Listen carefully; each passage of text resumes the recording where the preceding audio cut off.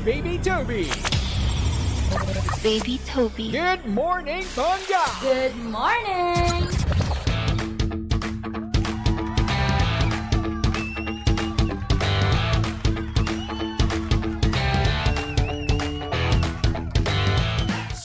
Same, pero iba. We are number 1, 6.7 Energy FM. Pangga, huwag mo sabihing radyo, sabihin mo Good morning, Luzon, Visayas at Mindanao, Metro and Mega Manila. At syempre, good morning din sa napakaganda, napaka-sexy DJ Lansay, good morning.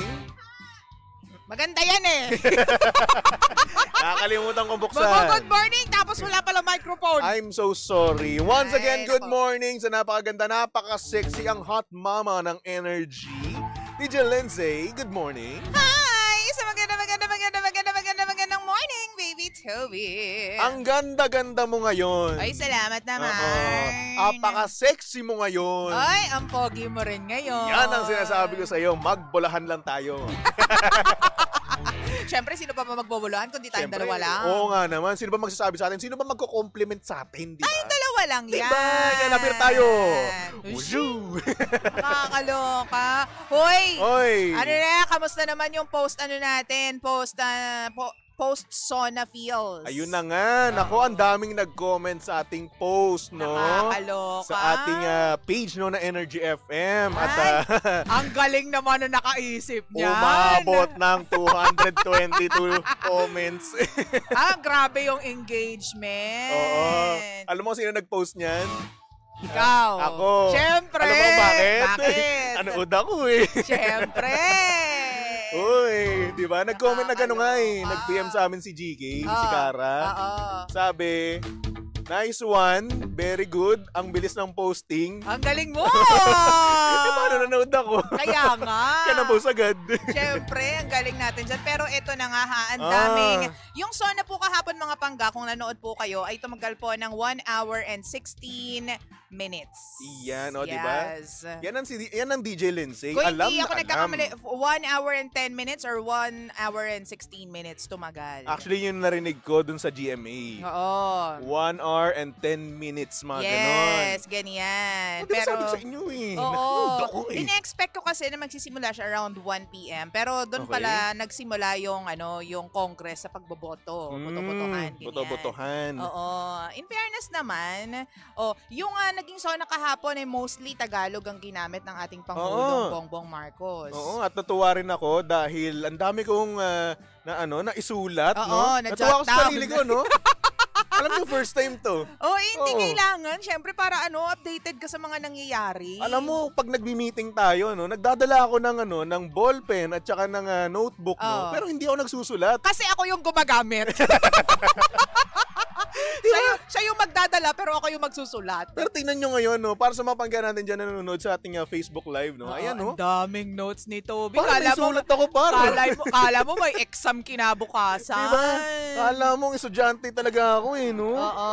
Ay, naku, natutuwa naman ako sa sarili ko at na nagsipag-sipag ako. Oo. At feeling ko nung naging matalino ako nung Oo. nanood ako. Pagkatapos ko manood ng Sona. Oo. Kasi alam mo, nung pagkatapos nun, kung ano-ano mga pinagsasabi ko kala Sir JT. Ano talaga? Oo. In fairness Mga pinagsasabi ko about sa naging Sona. Dunong-dunungan. Tapos, eto pa, hindi mo kakayanin. ano. No?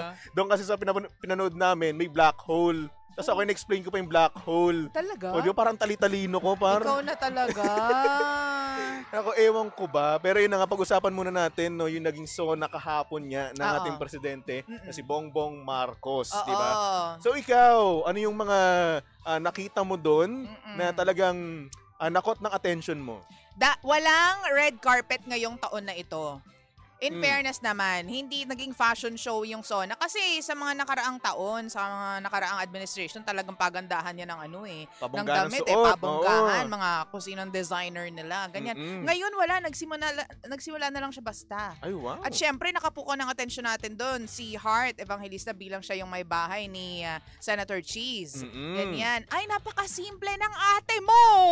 Kulay puti lang na... Kulay puti? Oo, na gown yung suot niya. Alam mo, hindi ko nakita yun? Oo, hindi rin naman kasi hinahighlight. Pero Ah. syempre bilang, alam mo na, babae tayo. Oo, so tinitignan mo lahat, Tinitingnan no? natin Yung yung mga suot. ganyan. Nandyan din si Miss Universe Pia Wurtzbach. Mm. Nandyan din sila. Pero yun nga, napakasimple lang ng itsura si Pia.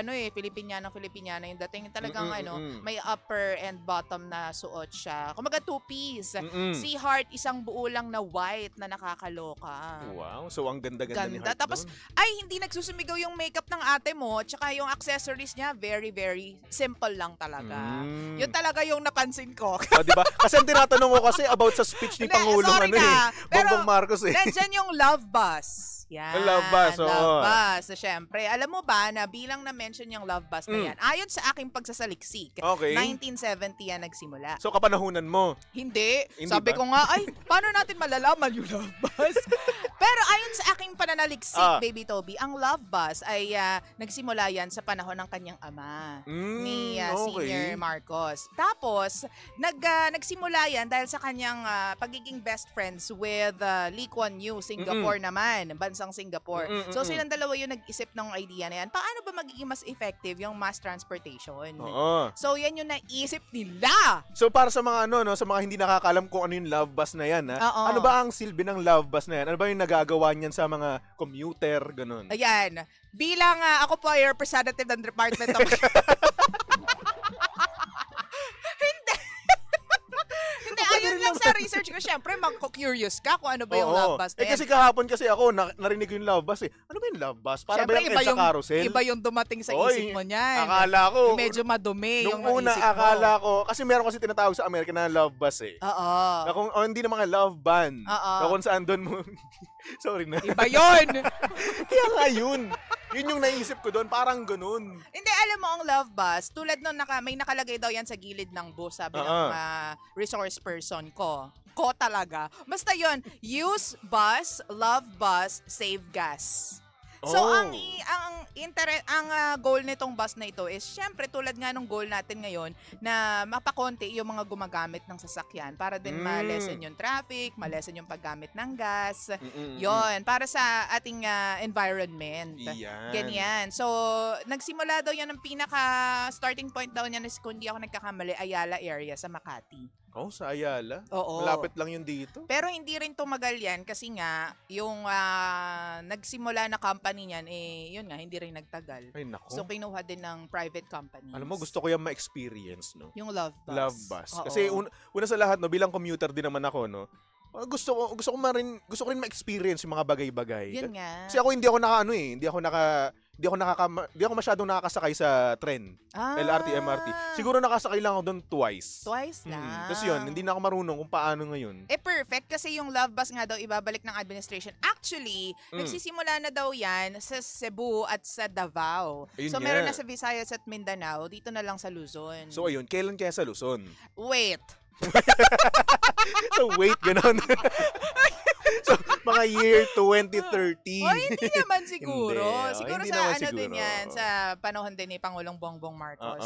Tapos yun nga, gagawin daw libre yan. Uy, mas okay yung ganun. True. Oo, kasi ako bilang commuter, no. Dati kasi nung EDSA carousel, no, Oo. na libre yan. Oo. O at talagang napakasaya ko nun. True. Kasi una sa lahat, sabihin na natin 45 lang yung yung pamasahe ko mula PITX to Santolan Station. Oo. Pero yung 45 na yun, madami na yung magagawa sa akin Oo. bilang commuter. Talagang makakatulong yun kasi 2 beses ako gumagamit nun Oo. Papuntang Cavite, True. tsaka papunta dito sa Manila. Tama. So 45 plus 45, Is 90. Oh. Lang yan, nagpautang natin doon. Nakakahiya sa mga matatalino dyan. Ibig sabihin, bobo po kami. Sa Hindi math. naman masyado, maaga pa kasi. O sige, ako na lang. Oo na, matalino ko na. Ako na lang, Maaga bobo. pa kasi. Huwag Hindi, mo ilaglag hindi na. yung sarili mo. Ako na lang, bobo. Ikaw na matalino. Ikaw ba, ano bang napansin mo dun sa Sona? Ano yung natandaan mo, pinaka-natandaan mo? Dalawa kasi. Ano? Isa yung about sa Alright. mga public teachers, no? Which is para sa akin, it's a good thing, no? Na nabibigyan sila ng pansin. True. At isa pa dito, talagang inaabangan ko talaga is yung flood control. Ay, mahiya naman Oo. kayo. Yun yung sa akin, no? Kasi Oo. Flood control kasi, yung mga baha kasi, karaniwan ko yan na-experience sa buhay ko eh. Oo. Yearly, di ba? Tama. Lalong na sa Cavite. Oo. Kasi isipin mo, no, dun sa amin, kahit na medyo mataas na siya, no, pinapasok pa rin sa loob. Oo nga. To the point na hanggang bewang, no? Totoo. So ngayon, iniisip ko, ano ang gagawing solusyon? Ano nga daw ba? Ano ang gagawing solusyon para dito sa sa mga baha na to? Totoo. So ngayon, ang nangyayari naman daw, meron naman daw mga proyekto. True. Kaso nga lang naman daw, meron daw mga corrupt. Totoo. Tapos nga, kickback, mga ganon. pinupulsa. di Yung ba? budget para sa flood control. Oo, so imbis na mapaganda yung project na yon, no, yung sa Oo. flood control, no, medyo naekisan. Oo, totoo. Oo, kasi nga naman binubulsa nung iba. At may mga ghost projects daw kasi. Kaya ayun ang nangyari, no, kukunin daw ng ating presidente, no, Yeah. yung report, no, Report. nung simula hanggang sa ngayon, no, Mm-mm. sa loob ng 3 years. Pero ang tanong ng iba dyan, Ano yan? ang tanong kasi, meron tayong post, diba? Oo. Ang tanong dito ng iba, bakit noon, alam mo na may corrupt, no, hindi pa nasolusyonan agad-agad? So, ang tanong ng iba, bakit ngayon na nag-trend ang sobra-sobra at nabash ka ng sobra-sobra, ngayon mo nailahad? Yun yung tanong ng iba. Wait lang naman daw. So, ayun. Wait lang daw. Yun ang tanong ng iba. Bakit ngayon lang susolusyonan? Nabasa mo dun sa mga comment. Nagbabasa ako dyan. Oo, in fairness naman. Oo. Nakakatulong talaga yung mga comments na yan. Pero at least, may nagagawa, may gagawin, di ba? At meron Yes. tayong aasahan in the future. Yan nga yung nakakuha ng most part ng standing ovation, yung part na yan. Kasi nga, di ba, nagbagsak ng salita si Pangulong Bongbong Marcos na mahiya naman kayo. Iyon, mahiya kayo, ha? Mahiya naman kayo. So, ang laki ng tax namin. Di ba? Ay, inis nga ako eh. Kapag adult ka Kasi, na talaga yan yung kaiinisan mo. Nakimbir na kasi. Pag nakita mo yung total ng tax mo na kinuha sa'yo. Di ba? Ha? Di ba? Diyos ko, makakabili na ako ng isang motor na ito. Kaya sabi ko nga sa'yo, ayoko tinitingnan. Kasi nasasaktan ako. Isang motor, isang sasakyan. O, pwede na. Di ba? Ganoon kalaki yung tax na. Mahiya naman kayo. Ayan. Anyway, In so yun na fairness. nga. At eto dito, no, sa ating mga post, no, ang dami rin mga comment dito. May mga Oo. positive, may mga negative. Oo. So gusto mo magbasa tayo ng mga negative? Wag naman. Bakit? Magbasa ka lang randomly. Wag na yung puro negative. Bakit ito yung nabasa ko oh? Kaya nga, magbasa ka lang randomly. Wag mong piliin yung negative. Ayaw natin simulan yung umaga ng negative. Ayoko nga, charot. Di ba ala ka? O game. Ay, nako. Wala akong makita. Sabi dito, nakulangan. Ibaba mo kasi, wag kang baba ng baba. Nakulangan ako tsaka hindi nabanggit yung sa online. Tapos Okay. next tayo dyan. Magaling magsalita, iba sa gawa. Uy! Grabe naman, parang ex ko lang yan. Magaling magsalita, iba sa gawa. Sabi sa'yo, ang dami negative eh. Alam mo, yung ex ko, ganyan yung ginawa niya sa akin. Sabi niya, I love you, hindi kita iiwan. Tapos, magiging masaya tayo, pero wala namang gawa. Ay, nako. Tapos sabihin pa sa'yo, I trust you, I trust you, I trust you. Pero, praning. Ay, teka Ganon lang, ka. Uy, wait. Oo.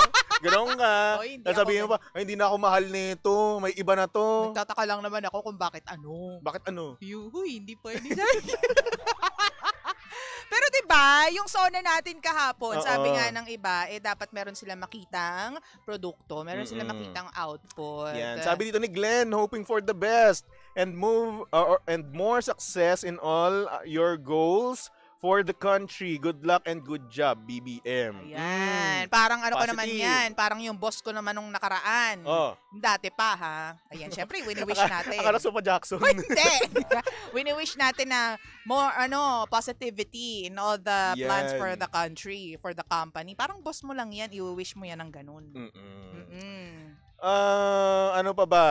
I mean, nakita ko sinungaling daw, parang ex ko yan eh. Yung ex mo nang sabi na, hindi kita iiwan, hindi kita pagpapalit. Pero may kachat ng iba. Oo, at saka yung parang asawa ko din yan. Sabi wala siyang pera, pero meron naman talaga. Siguro, men. Mapakayaman yun eh. Sabi wala daw siyang pera, wala daw siyang kinita, pero lagi na lang wala. Ano to? Nakakaloka kahit meron wala. Sabi dito, walang kwenta. Ay, parang yung ex ko din. Ano nangyari? Bakit? Wala lang. Oo. Parang may masabi lang ako. Oo. Ay naku, tapos tatapusin na nga natin yan. Pero yun nga, at least nanood tayo at naging updated tayo sa kung ano nangyayari sa paligid natin. At yung iba dito, hindi pala updated na mayroon palang SONA. Oh, di ba? Oo, meron. Kasi kasabay siya ng mga nangyaring pag-ulan, Jalanis Morissette Oo. at Bagyo-Bagyo. Ay, nako. Ang dami kasing bagyo na dumating talaga. No? Totoo, tas natabunan na nga yung mga Oo. plans for SONA. Pero alam mo ha, speaking of bagyo, ang kembot nga is may mga pangga pa rin tayo na wala pa rin pasok ngayon, baby Toby. Bakit? Sana all. Dahil, anong sana all? Isang linggo nang ang hindi nakapasok yung iba. Gusto ko rin hindi pumasok. Wow.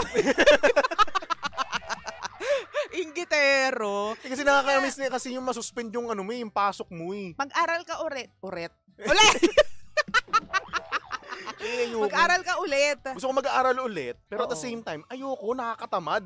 Di ba? Lahat na lang kinakatamaran mo. Pero tamad yun na ako. nga, may mga pangga tayo na wala pa rin pasok sa mga areas nila dahil nga hindi pa rin maganda yung sitwasyon ng weather sa kanila. Tulad Kaya, ng, Abra, Benguet, yung mga ganyan. Huwag mo na ipalahat sa akin mamaya kasi babalita ko yan. ito naman ayaw mo dito sa programa natin. Hindi, mamaya-maya na parang may pasuspense. Alam mo, susumbungan tayo Papa Jackson. Bakit? Wala kang pakialam sa akin.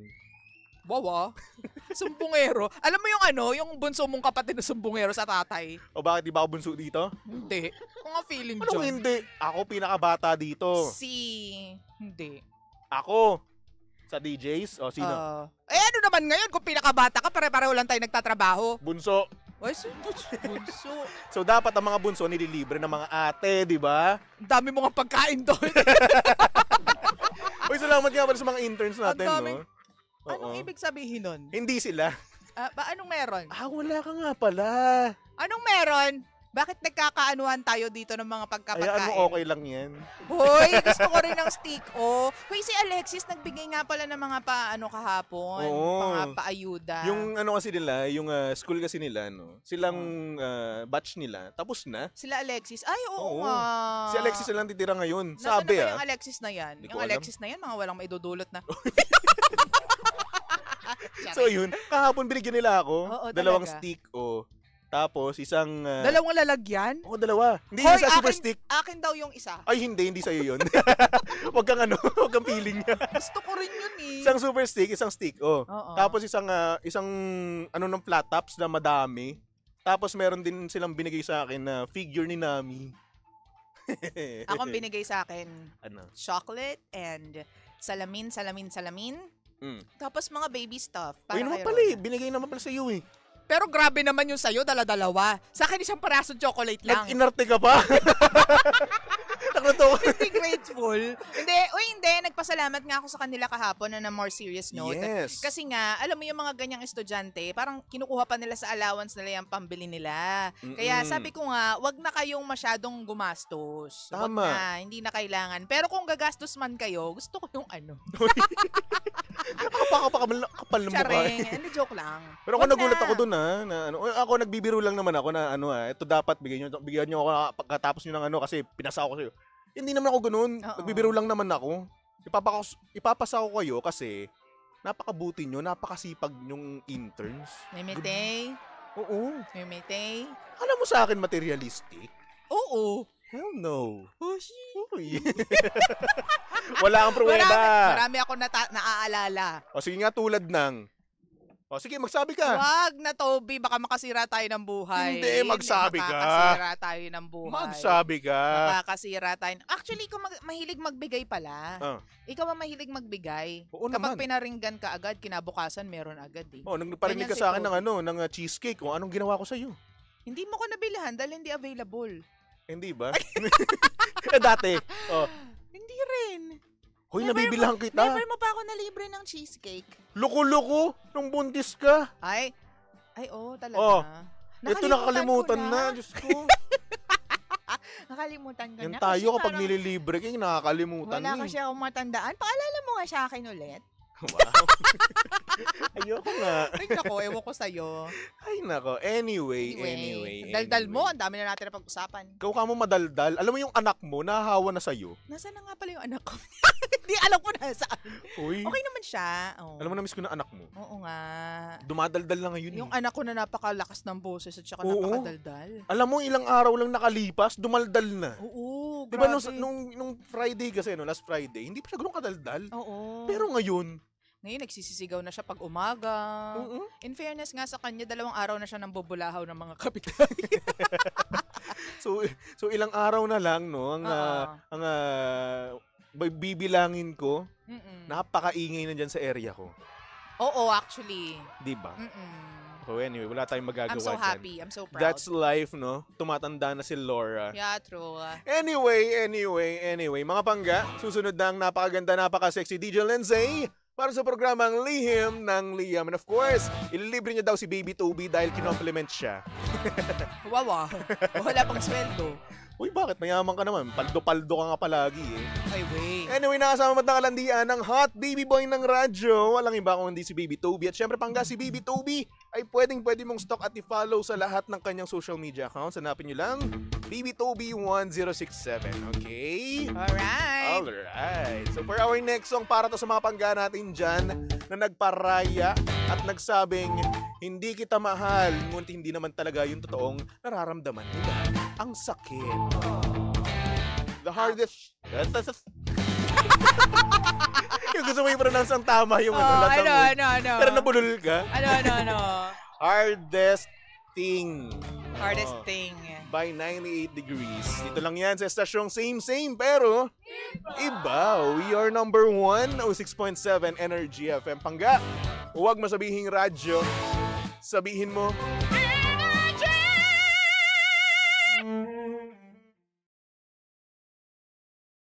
Hi, Pangga! Please do like, share, follow, and subscribe to our social media pages at Energy FM 1067 on Facebook, Twitter, Instagram, YouTube, and TikTok. Samahan mo na rin ako sa ating Facebook Live and TikTok Live sa programang Lihim ng Liham every 8 a.m. to 11 a.m. Pangga, ako po nag-iisang girlfriend mo sa radio. My name is Lindsay. Lindsay. Huwag mo sabihing radyo, sabihin mo, Energy.